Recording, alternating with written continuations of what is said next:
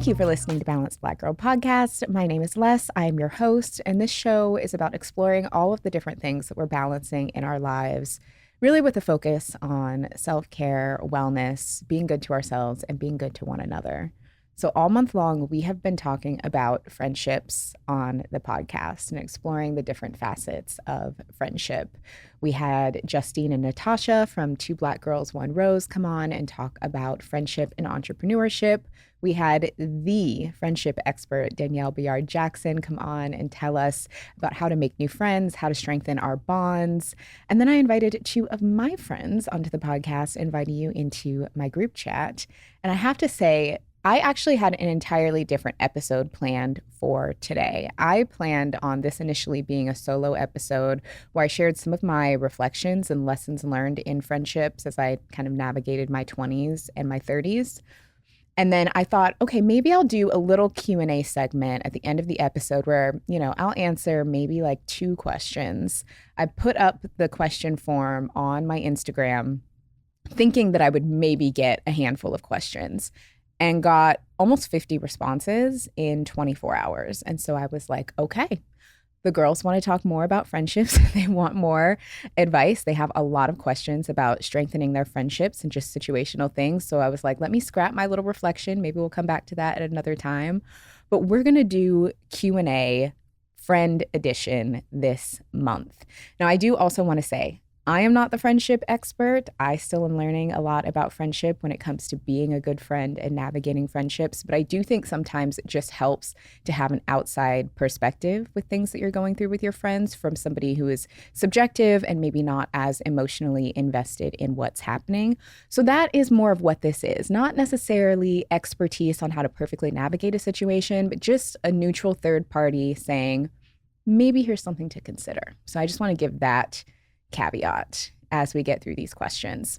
I will also say a lot of the questions that we got were related to themes that we have covered on the podcast earlier this month. So in the episode with Justine and Natasha, we talk about ways to connect with our friends that feel a little bit more approachable and accessible than feeling like we need to go out every weekend. Or in the episode with Danielle, we talk a lot about making new friends and really connecting with our friends as things change throughout our lives. And that was a lot of the themes of the questions that I got.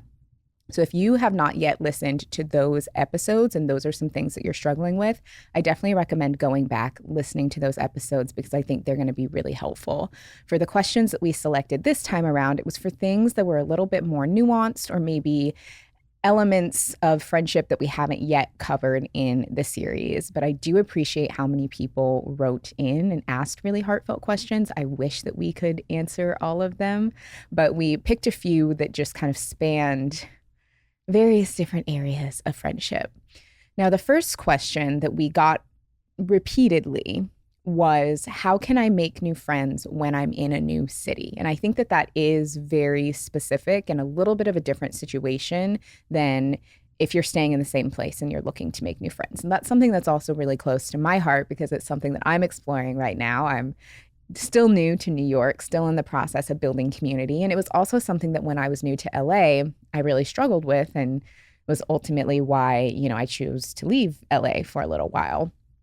So some things that have been really, really helping me when it comes to making new friends have been events.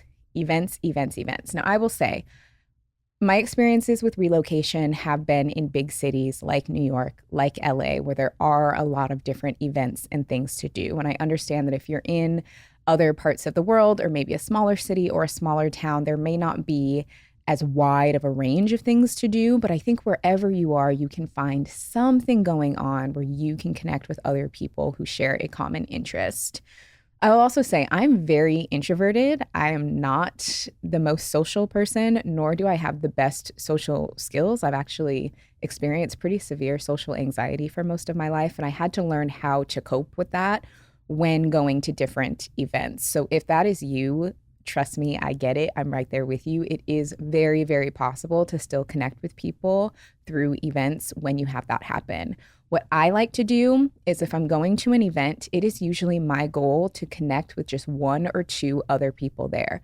I don't go anywhere expecting to work a room because that is just not the way my brain my introversion and my energy levels are set up. If you are more of an extrovert and you can work a room, I love that for you. Keep doing what you're doing. Teach us your ways.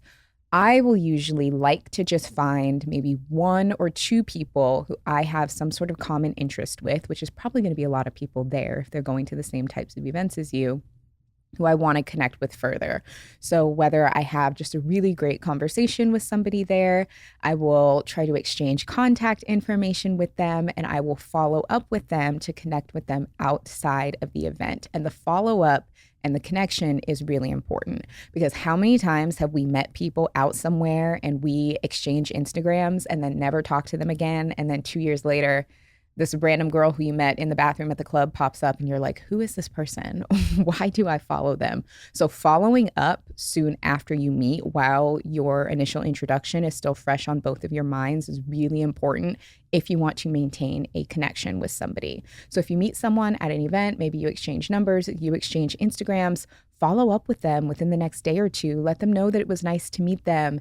Ask them if they want to grab a coffee or invite them to maybe a similar event that you're planning to go to the next week so that you can start building that bond and getting to know them better. I actually had this happen recently. I went to a networking event in New York and I ended up chatting with another young woman there. We realized that we actually live in the same apartment building. Like, how wild is that? Because there are actually millions of apartment buildings in New York that people can live in. We live in the same apartment building, which is amazing. And we have similar schedules. So it's been really easy for us to continue hanging out after that because it's like we live in the same place. We can catch the subway together. We can go different places together. And I just had to have a conversation with that one person. And now I'm, building and nurturing a new friendship. So again, just one person, one connection can be all you need. And even back when I was still living in Seattle, this was something that I did a lot. And making friends with one person at an event can change your entire life. I actually had that happen with me and my friend Sage, who I met at an event for my old job back in like 2018. And I had no idea that just chatting with her at this event would lead to her introducing me to so many other amazing women in the community that I wouldn't have known otherwise, becoming friends with all of those women and being really connected. So just meeting one person can introduce you to so many other people. So don't underestimate the importance of that one connection, but really the magic is in the follow-up. It's almost like dating, where meeting someone at an event is kind of that initial kind of vibe check, but you have to then take it outside of that to continue building a connection. So events, really important for making friends in a new city. The next thing I would say when it comes to making friends in a new city is you just have to say yes to things more than you may usually do. When you're new, as you're meeting people, people will want to invite you to things, extend invitations to you for different things. If you are somebody who is like, I just want to be invited, but I don't want to go, you're going to have to get over that if you want to make friends in a new city. If you're new and people know that you're new, people will be more likely to want to include you in things, but they're only going to do that so much before the invitations stop coming. So you may need to push yourself out of your comfort zone, say yes, like bend your schedule a little bit more at the beginning so that those invitations keep coming and so that you continue to be included, because nobody wants to continue including somebody who acts like they don't want to be included. So I know that like the bed is comfortable. I know the sweatpants are comfortable. Have your downtime, but be willing to like push it a little bit more in what you say yes to is really important when you're establishing bonds in a new city. Your bed and your sweatpants are not going anywhere, but sometimes the opportunity to connect with people and people in general are going somewhere. And so if you say no a little too much in the beginning, it's going to be really hard for you to establish those bonds. So sometimes you may need to just put your big girl pants on and say yes to things that you may not normally say yes to keep those connections going. Now, the other thing I would say is the importance of hobbies and just getting out of the house. And this was something that was really hard for me when I lived in LA because I moved here right before the pandemic started. So it was like I couldn't really leave the house if I wanted to. None of us were able to, but doing that in a new city made it really hard to connect with people. And so now that that's not the case, it is really important for me to leave the house at some point every day, which especially if you work from home, you have to put a little bit more effort into, but whether that is literally walking around the block, going to the park, going to the gym, anything where I can just be outside of, the four walls of my apartment where I can interact with other people, even if it's just like a smile and saying hello, is so important. One, because that just builds familiarity with the people around you, whether that's a coffee shop you like to go to, a workout class you like to go to, the people in your building. That repetition of seeing people and having those micro interactions is what can lead to deeper connections. And it just gets you out of the rut of staying in one place. Because when you're in a new city, you don't know people, and then you don't leave the house on top of that, you're not really giving yourself a chance for people to find you and connect with you. One of the things that Danielle talked about in the episode that we did together a few weeks ago was the importance of repetition and familiarity. That's how those initial bonds form. And so when you're outside, when you're doing kind of some of the same things over and over, or frequenting the same places over and over, again, being careful, because we know as women, sometimes there can be safety considerations with that. So like, don't necessarily post that you go to the same place over and over, or make it really obvious for maybe people that you wouldn't want to connect with. But when you have that familiarity with people, that's where those initial bonds can form. And that is where you can start kind of getting your foot in the door to connection. So when it comes to making friends in a new city, those are some things that have helped me. I'm also able to see kind of the mistakes I made when I got to LA that really prevented me from being able to make some of those bonds, and how I'm not repeating those same mistakes in my new city. So that's the first question that I got a few times. Now I'm going to get into more of the specific questions.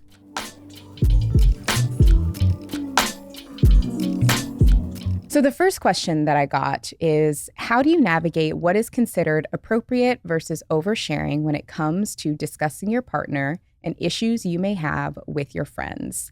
I go to my friends for advice often. While I trust their judgment and how well they know me, I sometimes wonder if I'm getting too many opinions on how to approach a situation with my partner, because they may be biased against him or biased against men in general, since so many of us are understandably jaded about dating these days. Should I only talk about my relationship in depth with a therapist and keep it more surface level with my friends to protect our privacy? Now, I think that this is actually a really great question, and it's all about understanding the boundaries that you have between your platonic relationships and your romantic relationship. And I think that there's a lot of nuance around it. I am somebody who, when I was younger, used to be pretty outspoken if I either didn't like a friend's partner, or if I felt suspicious of a friend's partner, or if they would share something with me about something their partner did or issues that they were having, feeling like my friends could do better. I used to always be that person who would be very vocal about it. And I had to learn kind of the hard way that that is not necessarily helpful for a friendship, because regardless of my feelings about someone's partner, if your friend is still in that relationship, or if you're still in that relationship and you have no intention of leaving that relationship, things can get pretty awkward over time.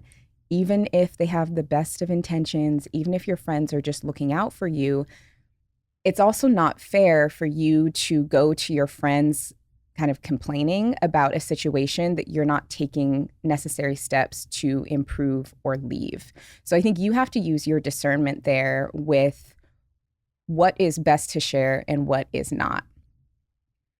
I think when it comes to getting advice, you do also have to be really careful about who you're getting advice from, because the advice that people give is often based on their lived experiences. That's based on their relationship experiences, their trauma, their upbringing, their biases. And it doesn't necessarily make sense to have someone else's biases and traumas and perspectives calling the shots in your relationship, because they're not in your relationship. You are. So that doesn't mean that you can never talk to your friends about things that are going on, or like if something gets on your nerves with your partner and you just need to vent. It's normal to talk about those things, but ultimately it's your relationship, and you need to make sure that it is your mind, your heart, your desire that is calling the shots and how you navigate it, not other people who ultimately are not in your relationship. They're not the one with your partner, and they're not the ones kind of navigating that area of your life. So I would be super discerning about who you get advice from. I do think it probably would be more valuable to seek out either the support of a therapist who is going to be more subjective to the whole situation, or if you have relationship mentors, maybe people in your life who have long-term relationships who you look up to and you really value their opinion. I think that getting input from those types of people who are going to be less biased is probably going to be more constructive and valuable than your friends who, as you said, are probably coming from a place of just frustration over dating and relationships in general. But I think it also just depends on like what the issues in your relationship are. Are they small things where maybe it's just like little annoyances, like maybe your partner, you know, I don't know, leaves dirty clothes around. That's something that's annoying, but not alarming. Or is it bigger conflict? Is your safety an issue? Is, you know, core values an issue? Because if that is the case, then you also need to think, okay, am I in a position where I need to make major changes here? And do I need my friends' support, not necessarily just venting and advice? So I think ultimately only you know the answer to that, because again, same way your friends aren't in your relationship, I'm also not in your relationship and I don't have a lot of context. But I think it really depends on the nature of your relationship, what your intentions are for your relationship, and where you want to go and where you want to be. But I wouldn't necessarily go to your friends for advice specifically if they don't have relationships that you would want to model yours after. I would maybe go to a therapist or some sort of relationship mentor who can be a little bit more constructive. And also, like I said, it's not really fair to like complain to your friends about a relationship that you have no intention of changing. So if your partner is maybe doing some things that are not great, but you have no intention of leaving him, it is going to get old for your friends to hear that over and over. So really lean into your discernment of, you know, what it is you want out of your relationship, what it is you want out of your friendships, and start kind of drawing those boundaries for yourself in terms of what is going to be healthiest for both your friendships and your relationship. So that's what I would say. No clear-cut answer, but I think it is a really great question, and it's good that you have the self-awareness to want to just kind of explore those boundaries further. Next question is, I seem to keep losing friends to distance. I show up for them, send encouraging texts, participate in birthday celebrations, but rarely ever feel like it's reciprocated. It feels like something is wrong with me. Any advice to attract better friends that want to put in the effort? So I got kind of a few different flavors of this question where people just felt like they weren't really getting reciprocity from their friendships. And that is really hard. And I'm really sorry that you feel that way, because it just is not, it's not fun to feel like you're pouring into something and the other people involved are not also pouring in. I want to invite you to take a step back from making assumptions. The thing that really stuck out to me in that question was you saying, I feel like there is something wrong with me. I want you to take a step back out of that mindset and not tell yourself that story. Because when I'm reading that question, I'm reading it not as there's something wrong with you. I'm seeing it more so as it kind of sounds like you're attracting either unavailable people in your friendships or people who are just not givers. It sounds like, you know, you're in community with people who are takers, and it sounds like you are a giver. And in order for any sort of relationship, friendship to be balanced and healthy, it needs to have kind of a healthy flow of giving and receiving from everybody. And so it just sounds like there is a little bit of an imbalance there. So the first thing I would say is if you do have friends who you want to still maintain a friendship with, but you feel like you're not receiving the support and encouragement that you want, is to communicate that and not necessarily just say, hey, you don't ever show up for me, but just, you know, if you have something happen where they aren't showing up for you in the way that you would like, you can voice that and say, hey, I just got this amazing new job. And I would have really appreciated if you could have celebrated that with me. And those are the things that make me feel appreciated as a friend. And I would like to see more of that from you. Like, I love doing that for you, and I would love to receive that.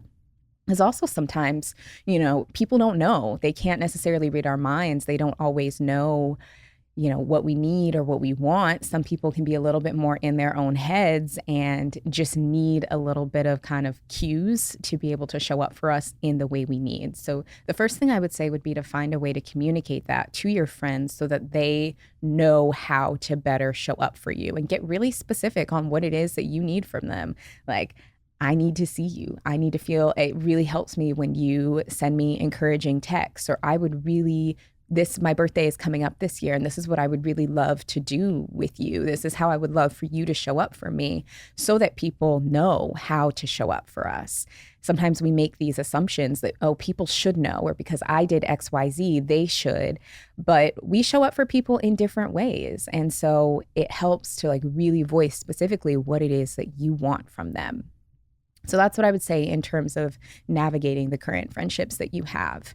In terms of attracting more aligned friends where things are going to be more reciprocal, I would also say look out for the traits that you want to have in a friend. So I'm not sure where you have connected with your other friends or what specific, qualities or personality qualities that they have. But I think as you go to establish friendships with new people, look for the qualities that you want to have in a friend. Are they communicative? Are they giving? Are they supportive? Oftentimes when we're first meeting people, we can kind of see off the bat whether or not they have these qualities pretty quickly. So are you pursuing friendships with people who demonstrate those qualities, where things are going to be a bit more reciprocal? And it could be an invitation to get honest with yourself of, if you are pursuing friendships with people for other reasons, or are you overextending yourself in friendships because you want to be seen as the person who does XYZ for everybody? Then you may want to do some reflection on why that is.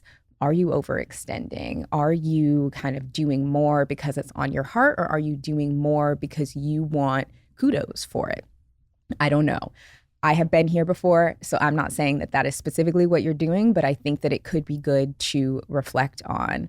And I think sometimes in friendships, we can see red flags from people pretty early on, the same way we do in dating. You can kind of see early on if people are not reciprocal, if people are not communicative, if people are not checking on you in the beginning. If as you're forming a friendship with somebody, you're always the one reaching out, you're always the one making plans, you can see that pretty early on in a friendship, and that often doesn't get better over time. So I would say start kind of looking for those friendship red flags that someone may not be reciprocal from the beginning, and start identifying those friendship green flags of the qualities that you want a friend to have, and really make sure that as you are establishing bonds with new people, that they have those qualities. So I think it's a lot of like knowing yourself, knowing what it is you specifically want from friends, so that as you meet people who have those qualities, you can connect with them, and then communicating your needs to the people in your life, because people just can't read minds. And even if you do show up for your current friends in certain ways, they may not necessarily know how you want them to show up for you. So be really, really clear about that. And then after you communicate a need, if they still don't meet it after that, then you can be like, okay, maybe this is no longer aligned. Maybe this friendship doesn't serve me in the same way, and take it from there. But I would voice your needs to your friends and give them a chance to show up for you before you make any drastic changes or moves. So I hope that helps. The next question, is there any coming back from a friendship breakup? I feel called to give an apology from an event that occurred months ago, but don't know how to proceed since I've blocked the individual on all platforms out of anger, and have since reflected on how both parties were at fault at some point in the conflict. Ooh, friend, you sound like me, because I'm quick to block somebody. I used to be. I've gotten better, but my block game was strong. So I understand this on a spiritual level.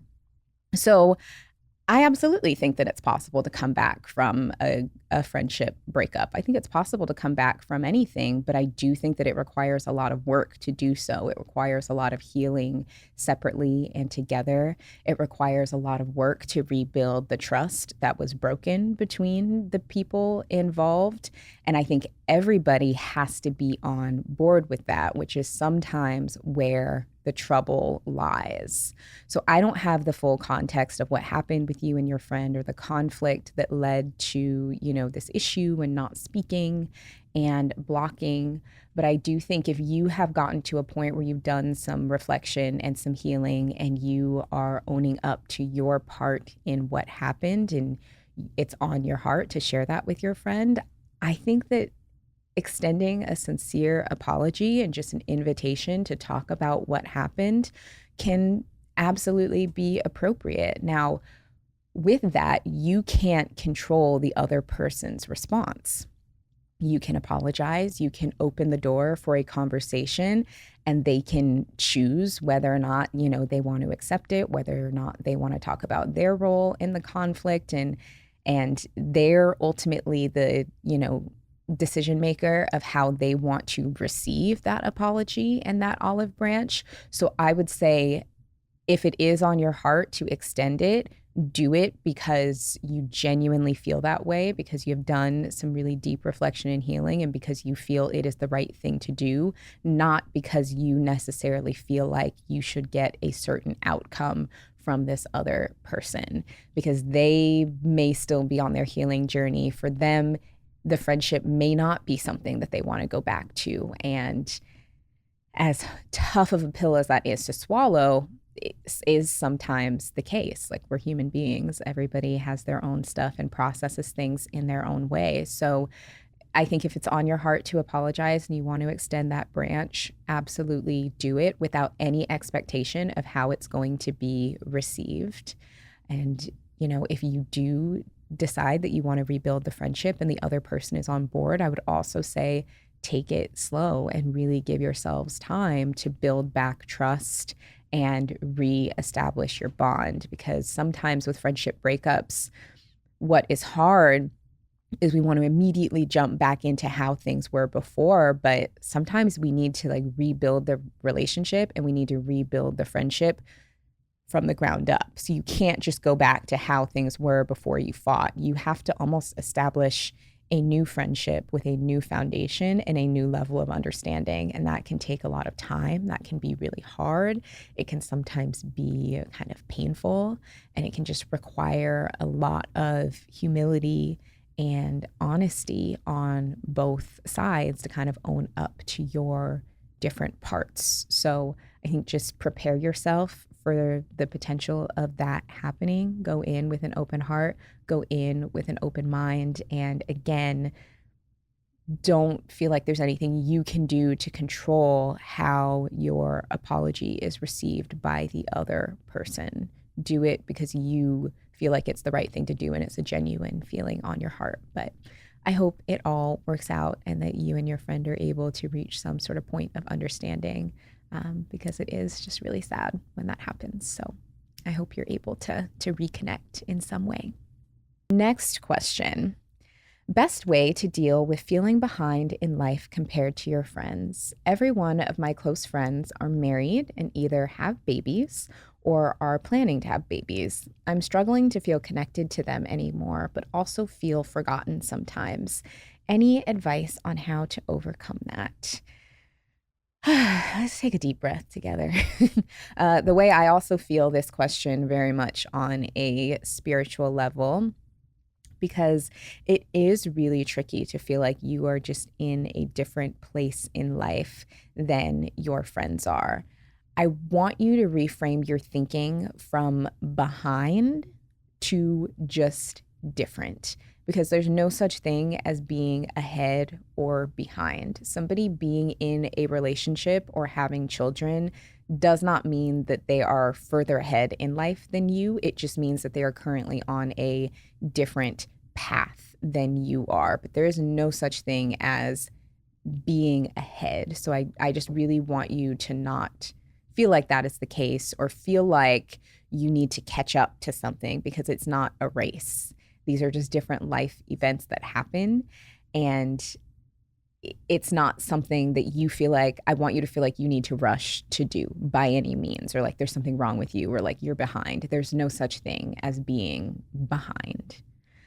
The other thing I would say is, what is hard when your friends start entering relationships and you're not there yet, or they start having children and you're not there yet, is that feeling of disconnection, particularly when they have children, because for mothers, especially when women have children, they take on an entirely new identity in ways that men just don't. Like, especially if they biologically have a child, if they carry a child and give birth, the way that changes you, it literally alters your brain chemistry. They literally, cognitively are not the same person that they were before. And it is such a major event. And so it is sometimes hard to maintain that connection, because this person quite literally is not the same person who you established a friendship with.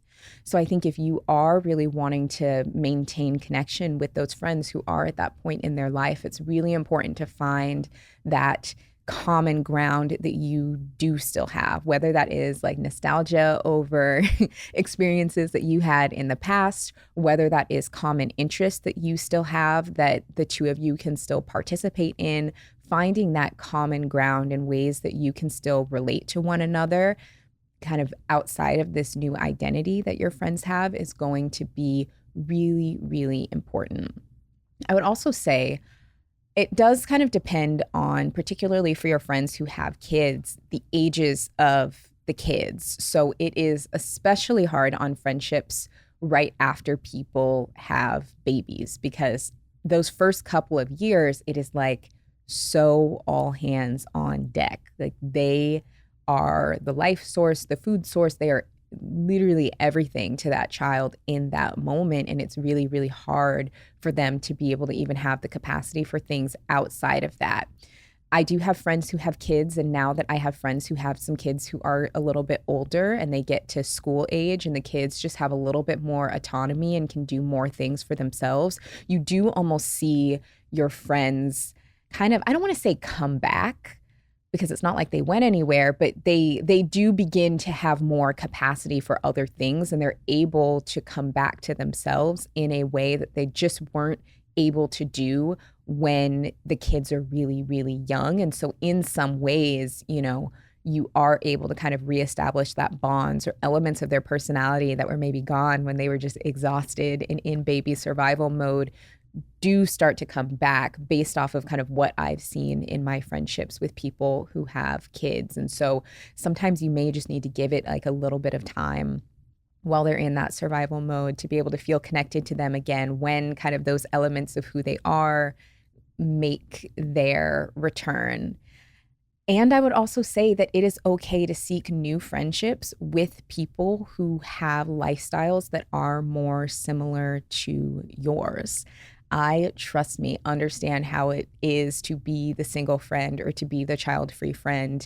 That was something that I struggled with the most in LA, is I did have, some really wonderful girlfriends here, but I was literally the only person in our friend group who either didn't have a significant other or did not have family members nearby. And so for me, it was like I was kind of at the whim of them having time for me, which a lot of them often didn't because they just had other things going on. Versus for me, I didn't really have that. I only had them when they had time for me, which was not very often, or work. And I had to put myself in a position to seek additional friendships, not replace, but seek additional friendships with people who had lifestyles just a bit more like mine, so that it would be easier to connect and feel like I just had a bit more in common with them, and like they had the bandwidth to be able to show up for me. That did kind of involve a relocation on my part, which is a little dramatic. Not everybody needs to do that. But if you are just feeling misunderstood or like there just isn't that alignment, you can always connect with new people, and there is nothing wrong with that. And sometimes it can be affirming to be like, okay, there are people who are like me, who are at where I'm at, who are thriving in ways that I'm thriving, and I really want to connect with them over this.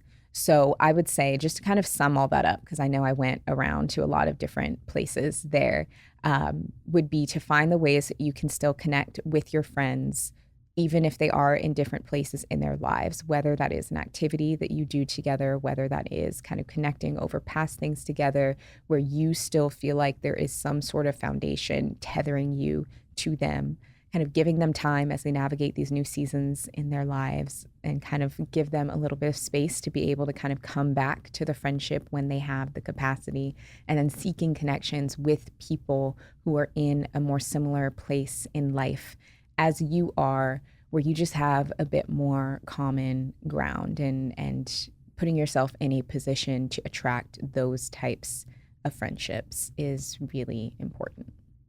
But hang in there. Like I said, I get it. I'm in a very similar boat, but don't beat yourself up or feel like you are behind, because there's no such thing as being behind. And I would also say, as kind of a silver lining, look at this time in your life as having the ultimate freedom. Like, having a partner is beautiful. Having children is beautiful. And I bet that in some ways, your friends who do have those things probably wish that they had the freedom and the flexibility that you currently have in this moment. So use that freedom and use that flexibility to do things that you enjoy, to pour into yourself, to, take up those hobbies, take that class, travel, do whatever it is that you want to do with this time in your life that is truly all about you. And I also think that when you focus on that, that's also where you're able to call in those aligned friendships and relationships that are better able to meet you where you're at. So this next question this is a little bit long. It's kind of a long question. There's some nuance to it. So I'm probably going to have a bit of a long answer with some nuance to it. So it says, my best friend, who is basically like a sister to me, we've been friends for 25 years, still has not met my daughter, who is my first baby, and she's 7 months old. My friend has 2 girls of her own, ages 1 and 3, and is what moms call nap trapped. When one wakes, another goes down. I was super understanding of this at first. When we first got home from the hospital, she shared with me, come over whenever, and then didn't reach out or check in after that. I gave her the benefit of a doubt and assumed she was busy with her 2 girls. When Christmas came around, about 5 months later, I felt a little odd, still no reach out and no invite to her youngest's first birthday party. So I reached out saying it felt like more was there, and it made me sad she hasn't met my daughter. Her response was very dismissive, and she shared with me that I see on Instagram that you have time to go to a workout, so you have time to come over.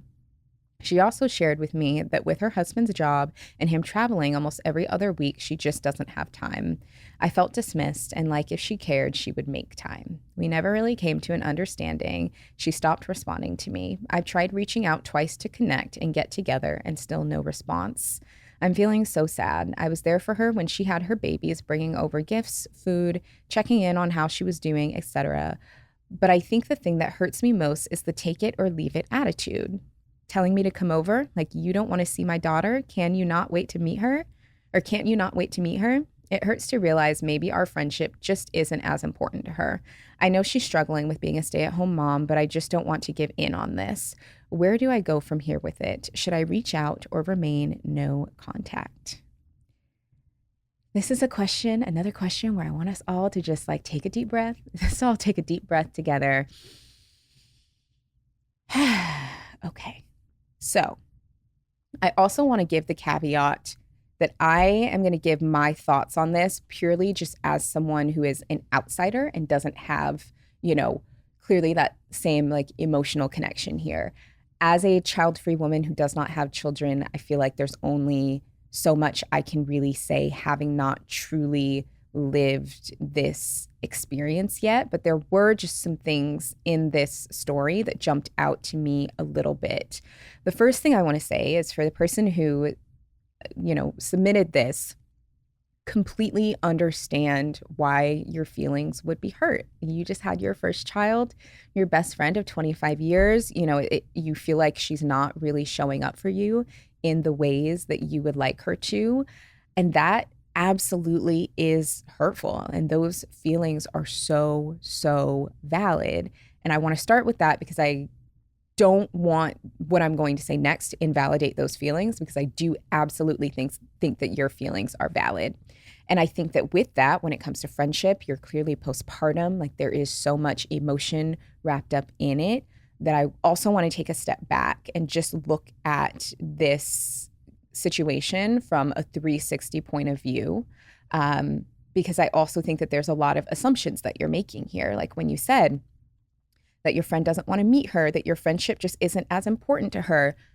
You don't know that. Those are things that you are assuming based on the situation, but I wouldn't put, thoughts or feelings in other people's, mouths or minds or intentions, because you don't know that. You don't know that that is necessarily how the other person is feeling. So I would just do your best to kind of release that part of the story, of the assumptions around what is happening here. If we take a step back and look at what is happening with your friend, because I think anytime we're working through conflict, it's like we need to look at the perspectives of everybody involved. There were a few things in particular that really jumped out at me. The first I want to mention was what you said, she said to you. Let me go back, where she said, I see on Instagram that you have time to go to a workout, so you have time to come over.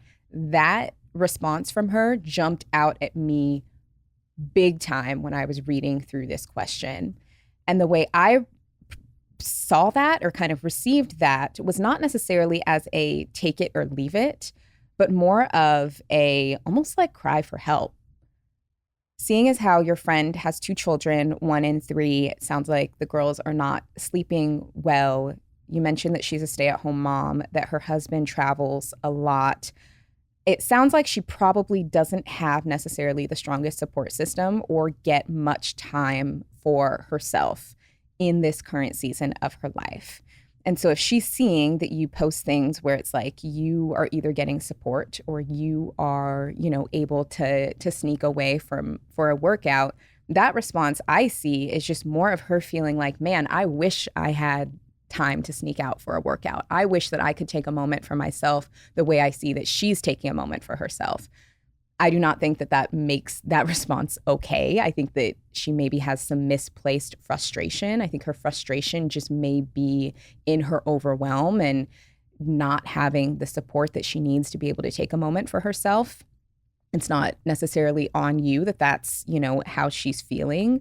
But that is what I read that as, oh, I think this woman is probably drowning in being a stay-at-home mom to 2 small children. Husband travels a lot, doesn't have a moment for herself, and she probably is just in a really tough place mentally, and that is causing a block from her being able to show up for you. So, and all of these things can be true at the same time. Your feelings are so valid around being hurt that your best friend or someone who has been like a sister to you has not made an effort to show up for you during this amazing time and to meet your daughter.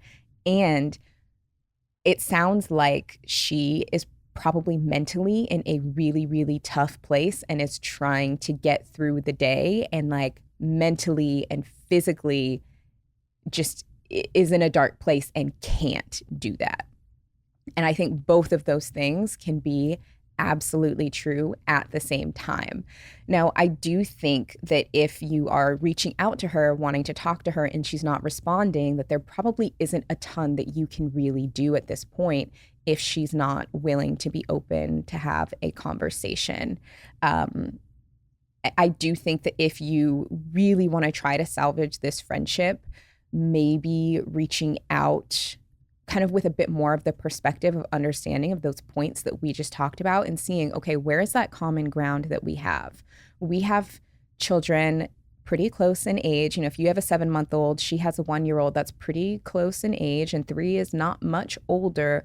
Are there things that the 2 of you can do together to kind of support one another because you're both still pretty new in this motherhood journey? Can you meal prep together? Can you wash baby clothes together? I don't know, whatever it is that, you all are both kind of doing. can you do that together as a way to kind of rebuild that connection with where you both are? And then you're both kind of helping one another as you're both still in this postpartum period. I'm sure that you have so much going on, as opposed to seeing it as, well, she doesn't care about me, she doesn't show up for me. What are some ways that you can show up for one another? And I do think, like how you mentioned, that when she had her children, you showed up, you were bringing things, and how hurtful it is to not receive that. I do also think it is a little bit different when you are a child-free friend, able to like show up for your friend who just had their first child. It is just a little bit different than somebody who is like drowning in motherhood to be able to show up in the exact same way. So sometimes things are not always going to be exactly equal. So I would say probably the best thing you can do in this moment is to not hold on to the story that she does not care about you, or that she does not care about your daughter, or that she does not care about your friendship, because I do not think that is true. I think that it sounds like your friend is really overwhelmed and is in a really tough place mentally and just cannot show up for you in that way. And I hope that she gets to a point where she is able to be receptive, and that you are able to kind of reconnect, and maybe you can reestablish the bond over finding ways to mutually support one another. But I think that if she's not in a place where she's able to or wants to respond, you can't make her. But I think you are only doing yourself a disservice convincing yourself that she does not care about you, because I don't think that that is the case. And I do really hope that you are able to find some way to kind of reestablish the foundation of your friendship now that you both are kind of entering motherhood around the same time. But I do think from the outside looking in, it just sounds like your friend is drowning in her current situation, and that she has some misplaced frustration in not having more support to have more space for herself. And again, not your fault. I love hearing that you're able to still get in, a workout and take that time for yourself with an infant. But it sounds like she has some misplaced frustration over not being able to do the same. And so I think do the best you can to not take that as a slight of you, to not take that as a slight of the 25 years that the two of you have been friends, or to see it as, wow, we've been friends for this long and she doesn't care. I think that she does care. I think that she is just having a really hard time in this season of life that she is in. And I hope that she gets to a point where she is receptive to you and your friendship, and that you're able to reconnect, and then that your girls can all be friends, and that can come back together. But I think the best thing you can do is to just continue holding space, not taking the situation personally, because again, I know I've said it a few times, but I really want to drive it home. I don't think it's that she doesn't care about you. I think that she's overwhelmed and has misplaced frustration. Again, I'm not a therapist. I can't diagnose anybody with anything. But just as a person from the outside looking in, that's what it sounds like to me. And also, gotta be honest, if I were a stay-at-home mom to 2 kids under 3 and my husband traveled all the time and I didn't have time to think, I would probably be not in the best place mentally either. And so I think just making sure that we really come at it from a place of empathy and looking at the thing from a full 360 view is going to be really, really important. So I hope that that is helpful. It's not an easy situation or a clean resolution, but I just really, really don't want you to take that personally, or to think that your friend doesn't care about you. And I hope that she's able to get to a better place, and that the two of you are able to reestablish your connection. And congratulations on your baby girl. And I do hope that outside of this situation that you're able to really enjoy this really beautiful and special time. Okay, friends, those are all of the questions that we had time for today. There were so many more that I wish I could have gotten to. This probably would have been a 12-hour episode if I would have gone through even half of the submissions that we got, but maybe this is something we can revisit at another time, just chatting about friendship questions and the things that you all are going through. I hope that it was helpful just to hear an outsider's perspective. I hope that the episodes this month have been helpful as you look to continue establishing and nurturing your friendships and your relationships. Every time we talk about friendship on the show, it is something that really resonates because I think it's something we all experience in one way or another, whether we're trying to make new friends or reconnect with old friends or just figure out ways to be better to one another. So I'm so, so glad that you all loved the episodes this month. If you enjoyed this episode, if you enjoyed this series, please make sure that you are subscribed to Balanced Black Girl wherever you get your podcasts. You know, we're on Apple, Spotify, iHeart, Amazon, YouTube, wherever you get your content. Subscribe so that you don't miss an episode. If you enjoyed this episode, I would really appreciate your 5-star rating and review. It is so, so helpful for helping us improve the show, keep the show going. Again, I really appreciate all of your really sincere, heartfelt questions. Again, maybe let's just take one more deep breath together. One more deep breath as we all look to navigate those situations with our friends. But again, thank you so much for writing in. Thank you so much for tuning in, and I will see you next week.